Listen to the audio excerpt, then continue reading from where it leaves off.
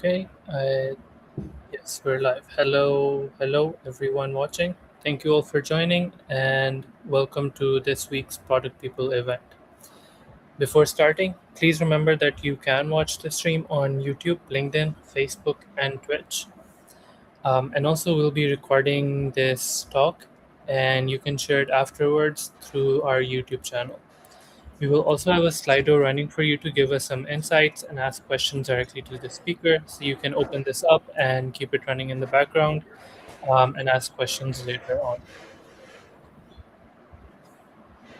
For this week, our talk is on shipping fast with unreliable brains, building AI products with Lena. Um, with a decade in FinTech and HealthTech, Lena has built products ranging from algorithmic decision engines to medically regulated brain stimulation devices. Today, she's CEO and co founder of Juice, an AI driven OS for personal trainers. I will hand it off to her in a bit, but just before that, I'll quickly go over myself and a couple of slides. I'm Hamza. I'm an associate product management consultant and I have over 4 years of experience. I work in both B2B and B2C, and I like it here. Um, so, let me also tell you a bit about what we do at Product People, especially for those of you who are new here. Our mission is to help companies discover and deliver great products faster, and we do interim product management services. We also create free events like this one for one of the biggest PM communities in Europe, and we have over 60,000 members. Now, before we start with the talk, we want to get to know you a bit. So you can scan the QR code or go to slido.com and enter the code and answer this question. What's your biggest bottleneck when shipping something with LLMs fast and with high quality? A. Turning a messy prototype into something engineering can reliably ship. B. Getting consistent, testable outputs, for example, evaluation, QA, reliability. C. Closing the last 20% edge cases, polish the unglamorous long tail. And D. Manage stakeholder expectations once a demo looks done. While we wait for the answers to pile up, Lena, would you like to go ahead and share your opinion on which option you would choose? I would say C for me. I think with AI now, we've always had this issue of Yep. things kind of look done, and then it still takes a while to sort of flatten out all the edges. But now with AI, that's even more so because things can look very polished very quickly. And so Yeah. you have to keep reminding people, no, it's not finished. Yeah, that's totally true. And with so many new tools coming out, like everyone is creating tools with AI, I think closing the last set of edge cases is like pushing you out and giving you like the spotlight in a way. Let's see. Let's see if we have any answers. Um, we have most of the people agreeing with you actually in closing the last 20%. And then we have in second place A and B at 25% each, which is turning a messy prototype into something engineering can reliably ship and getting consistent, testable outputs. Okay, super interesting. Let's move on. I will now hand it over to Lena and you can start. Thank you. Perfect, thank you. And thank you for the introduction already. As Hamza mentioned, I'm Lena. I'm the CEO and co-founder of Choose Fitness. I've worked in the product space for more than 10 years, mainly in FinTech and HealthTech, and also with a focus on AI.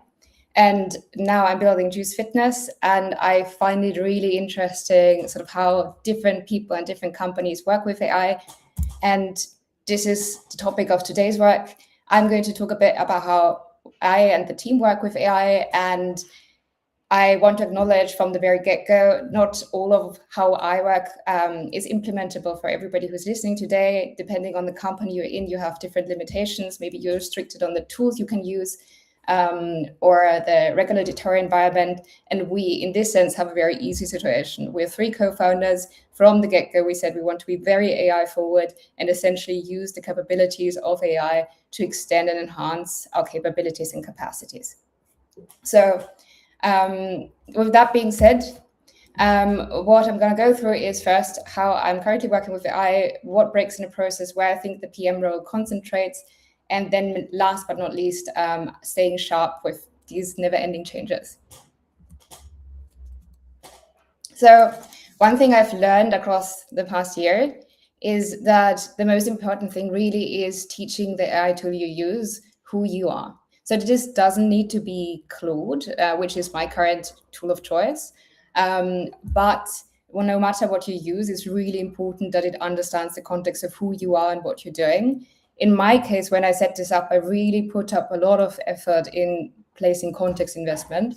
So what I, for example, did was I gave it certain parts of my emails. So across 6 months, I picked out emails that represent how I talk, how I think, how I act. I gave it some of my nonfiction writing. I even fed it my sci-fi novel that I wrote a couple of years back. I had a very long values interview with Claude, where we went over sort of who I am, what I prioritize, what my morals are.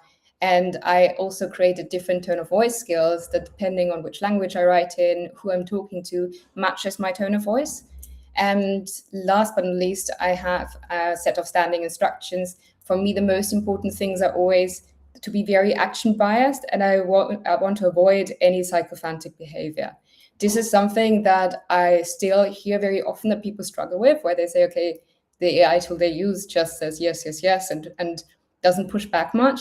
But my experience has been that if you're very strong on these instructions, that it really does push back and can be quite a challenging sparring partner. When I think about where to best implement AI, I always think about it in terms of a matrix. So this looks like something like this. So on the y-axis, you have the cost, and this can be everything from the amount of time you spend on something per week, or the energy it takes for you, or how much distraction it is for you. And then you have on the other axis the automatability. And that essentially represents how easy is it to automate something like this with AI. There are obviously tasks that are always changing, where you can't really find one standard way of implementing it, and there are other things where it's very easy to just have a standard process that takes over for you. And to give you a couple of examples, that's where the powerful brain part comes in. And as I said, we're working on Juice Fitness, but we're currently also validating another avenue, which is called Dune Fitness. And it's a strength training app specific for people on GLP-1 medication. You might know GLP-1 under the brand name Ozempic. For people using this medication, it's really important to do strength training. Otherwise, you lose a lot of muscle mass. That being said, we ran a market validation sprint for this, and the entire validation strategy from start to finish took me maximum 5 hours. And that included sort of the research, the initial research, the outreach, creating landing pages, contacting our clinician network, creating ads, follow-ups, and so on. Obviously, given that some of these things take time to accumulate data, the entire duration of the sprint was longer, across a couple of weeks. But the strategy and the execution of all the things that needed to be prepared was done within these 5 hours.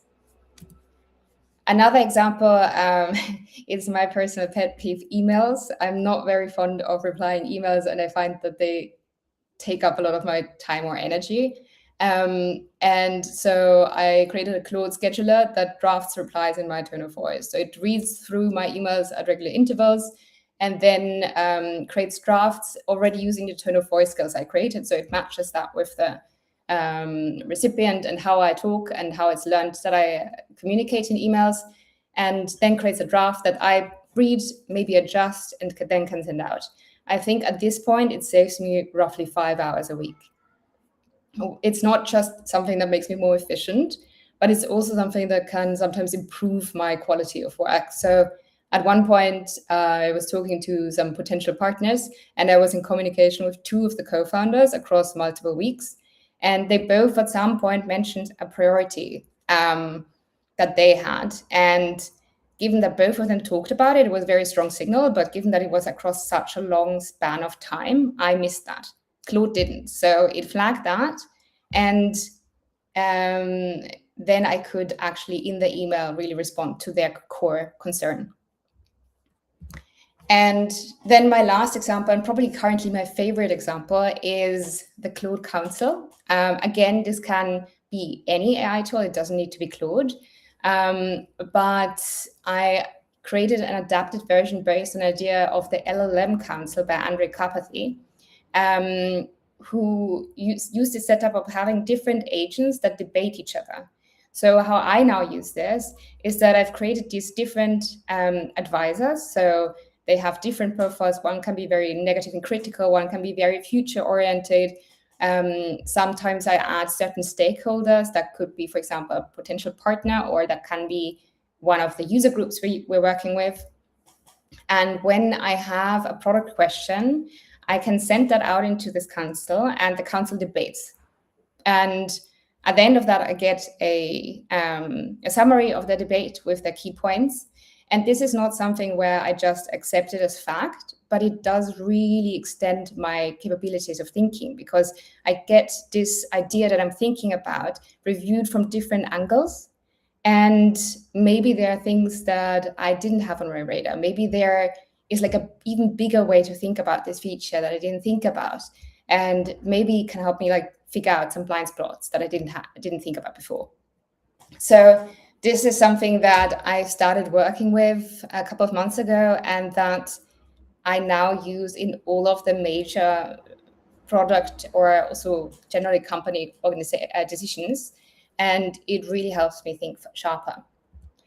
But that's sort of the part where the unreliable brains comes in, because while there is so much power behind these models, there are also some very interesting areas where they fail.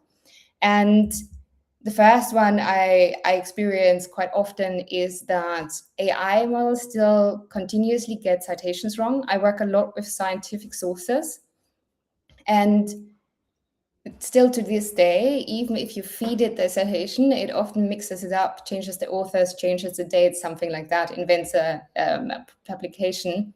So this is for me something where I, for example, flag. This is something where I always have to verify that manually.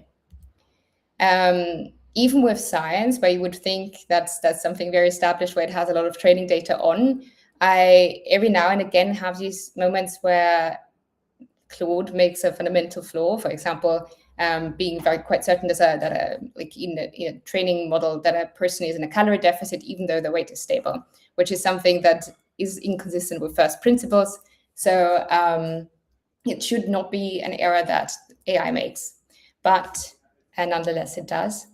And last but not least, I think where I still, in the work we're doing, find AI the weakest is in images and videos.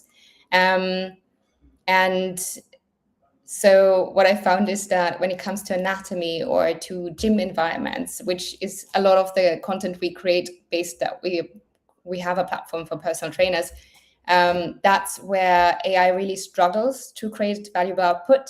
And to show you what this looks like, this was just the other week where I wanted to have an anatomical build of a human limb. At first glance, it looks really nice. The more you look at it, the more you see that nothing makes sense. None of the labels make sense. None of the muscles, sinew, joints, all of it is completely random. And so it is really important overall to understand, okay, where is currently strength there, and where is a weakness that you really have to supervise and ensure that it doesn't bleed into the product. So these were some examples about more of the output. Now I want to switch more to the processes, and also more to the things that now have become a bit more difficult. So historically, it's always been an issue in all organizations that I've worked at, that you have to put quite an effort as a PM on communicating the gap between something that looks finished and is already quite presentable, and maybe even you've run some tests and it looks completely polished, and then actually getting it to the point where it's really finished and you have covered all the edge cases, you have the integrations, and you've monitored it, and you know that it is a fully functioning product. To my mind, with AI, this has only become exacerbated because AI can create these really polished prototypes. And so it's become even more important to really focus on communicating, hey, those last 10% or 20%, they really require a lot of effort still, and we need to make time for that.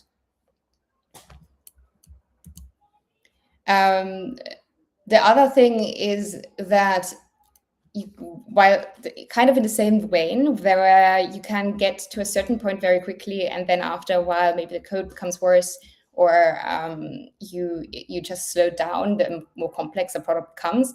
The same goes with tech debt.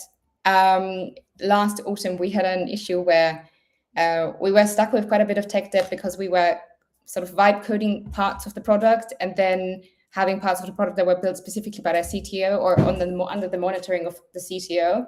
And we weren't so careful with the handover points that we had. So at the end, there were a couple of weeks in autumn where the CTO was stuck fixing bad code. And I cannot tell you how fast somebody loses motivation if they're stuck doing that, especially like a technical person who then has to go through faulty or spaghetti code and has to figure out what's going on. So this is still something that really needs to be considered more than ever, especially as the lines begin to blur between who submits code, right? Because you have more and more PMs and designers contributing. So at which points do you have the handover, and what kind of quality thresholds do you have to provide? That's a question that for me is at present always very current, and I assume in most other organizations as well. The other area that I find really interesting is that we're moving away from the quite linear process that we used to have. So back in the day, it was going from discovery to delivery, and there was a level of linearity to it, and you had much clearer responsibilities. Nowadays, with the enhancement of AI, more people can do more things. So the designer can ship code, the engineer can move forward to an earlier part of the product development process. The PM is also pretty much has his fingers in all the areas. And so we have more surface area for potential conflicts, and we have a less clear understanding of ownership.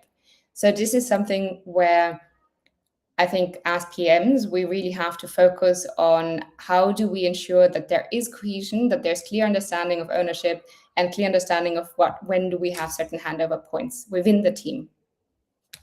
In our company, for example, this was something where after we had sort of made that mistake a couple of times of waiting too long with a clear handover to just tech, that we, at the beginning of building a feature, we would already decide, okay, at this point of when we've validated certain elements of the feature, that's when we would have a hard cutoff point. Until then, it was Wild West, and we could, for example, do it. So me and the other co-founder could do it ourselves and build it. And then we would have a hard cutoff point at which we would say, okay, is this something where parts of it might be rebuilt, which even half a year ago was often still necessary because the code quality wasn't good enough. Nowadays, it's less and less so. So nowadays, we can quite often just use the code that we've created.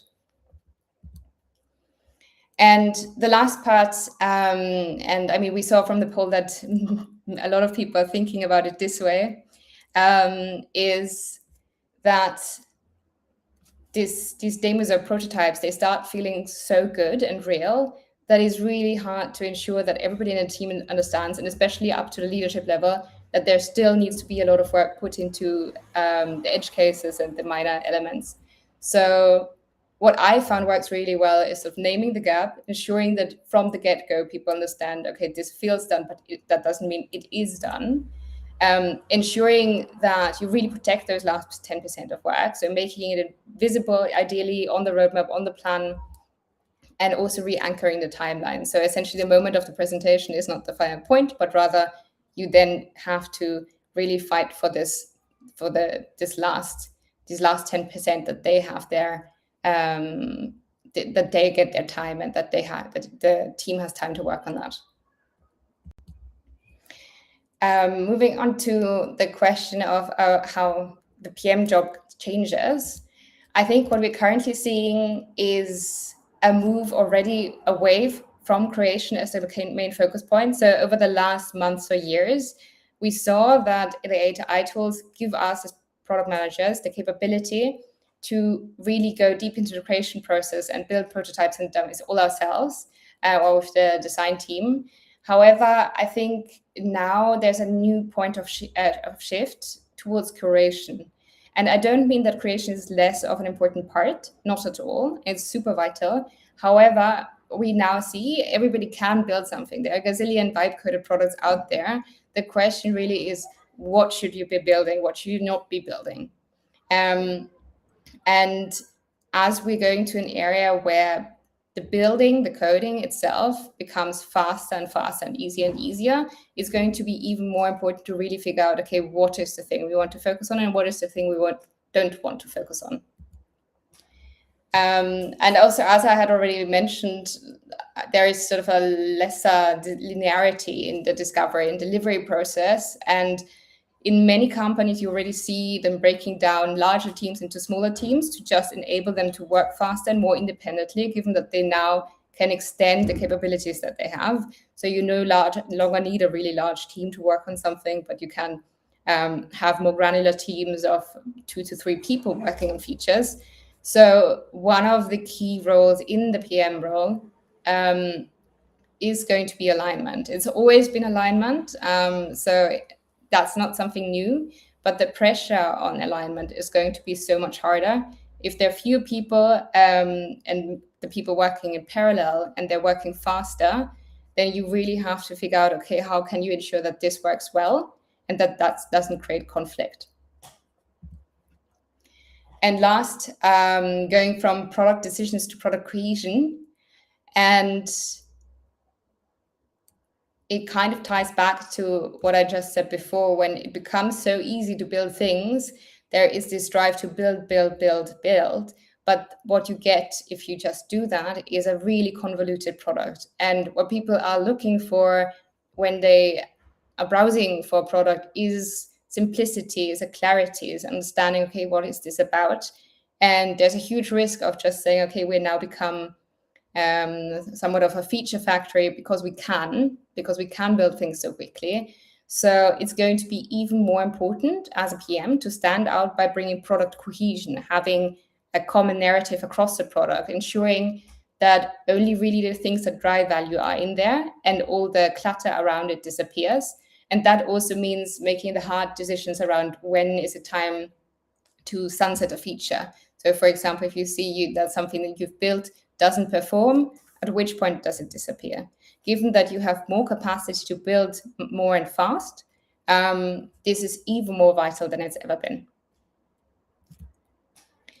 And last section, for me, learning has become so much more important. I think if I had not learned or upskilled for a year at the beginning of my career, that would have been really bad, but it wouldn't have been fatal.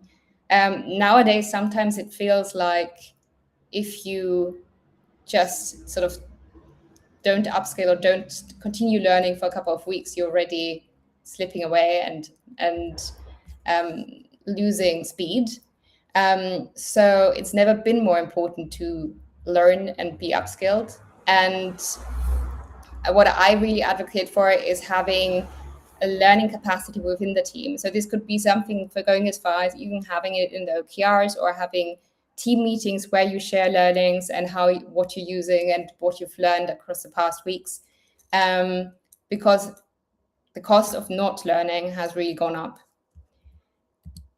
Second is not getting too tied to tools. This is always a difficult one to navigate, and it's going to be more difficult the larger your organization is. But the best stack today is not the best stack in 3 months. And I can actually say that of the AI tools I was using a year ago, I'm essentially using none of them anymore. I've completely shifted. So it's going to be really important to always think about, okay, what level of connection or how tied up to a certain tool do I want to be? and how much do I just ensure that if there comes a much better tool, I can switch to that. And last but not least, I like to call it my hive mind. So what I do is I have this circle of friends, of peers who are builders, who are PMs, who are founders, and I have calls with them every other week, and we discuss what we've learned in the past, what they're using, what's new, what has worked, what hasn't worked. And this is a really high leverage move towards learning, because it means you're not alone. You can actually use the hive mind of your friends and peers to figure out how to orient yourself. And I really recommend this because it's one of the sort of most high impact ways of learning. And yeah, as part of the talk, I promised a playbook. So what I recommend is sort of using an automation matrix to figure out, okay, where are areas that you want to automate, sort of mapping external constraints. So that can be sort of stakeholder constraints you have in your company, or the certain tools you might need, or regulatory constraints. Investing upfront context when you work with AI, really ensuring that it understands what you're working on and who you are, building your own AI council to challenge your ideas, and rethinking your team structure. So can you have a more granular team where people have the freedom to work quickly and fast? And how can you as a PM really ensure this ties well together? Adapting your stakeholder communication. So really ensuring that when you have these finished looking products, that you get the time allowment to continue and really finish them, and protecting your learning capacity, both for yourself and your team. And as part of that, building a peer circle. And I also created a page for that with some links and recommendations. And you can find that if you scan this QR code. And thank you. Yeah, I hope you enjoyed this, and I'm curious about the questions. Okay, thank you. That was super helpful, especially all the insights. Um, I really like the one about hive mind as well in your peer circle. I think I'm definitely going to try that out. Nice. Uh, and then for everyone watching us, we're going to begin our Q&A session. Please feel free to go to our Slido and put all the questions you might have to the speaker, or put them in chat. I will give you folks some more time to type in your questions, and in the meantime, I will quickly go over a couple of more slides about product people. So I'll just quickly go over the use cases we cover. Our interim product managers and owners cover parental leaves, scale your product management team quickly, or lead key initiatives while bridging the gap until a full-time employee joins. You can also get temporary help to drive a product discovery or product delivery for a deadline and create big impact in a short time. We also coach your product management team to reach their full potential and streamline any old or outdated processes you have. And we also help you create them from 0 to 1. So as you can see, we have worked with a couple of B2C clients, including eBay, Eventim, DeepL, and a lot more. And then we also have B2B clients, including the World Health Organization, JetBrains, and Remote. We have supported over 690 cross-functional teams. We have over 40 product leaders and managers in-house, and 59% of our team is female-led, and 60% is in leadership. And back to the Q&A. Let me see if we have any questions.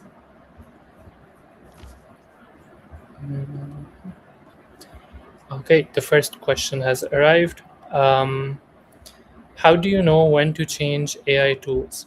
Do you block some time each week or month to review them and try new ones?